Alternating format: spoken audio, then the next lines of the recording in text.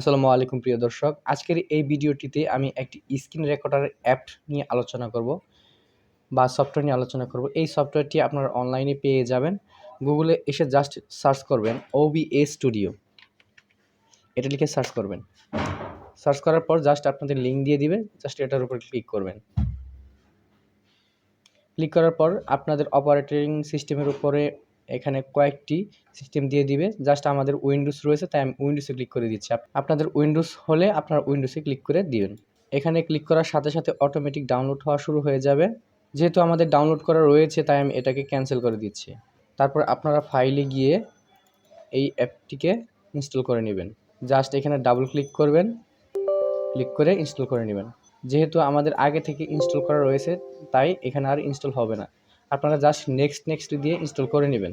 Install করার পর আপনারা অ্যাপসের লুকসটা জাস্ট এরকম দেখতে পাবেন। এরকম লুকস আসার পর আপনারা এখানে প্লাস বাটনে ক্লিক করে দিবেন। দেওয়ার পর এখানে ডিসপ্লে ক্যাপচার ক্লিক করে দিবেন। দেওয়ার পর এখানে ওকেতে ক্লিক করে দিবেন। দেওয়ার পর আপনারা এখানে স্টার্ট রেকর্ডিং নামে একটি অপশন থাকবে, এখানে ক্লিক করে দিবেন। যেহেতু আমরা অলরেডি এই স্ক্রিনটাকে রেকর্ড করছি, তাই এখানে স্টপ রেকর্ডিং লেখাটি রয়েছে।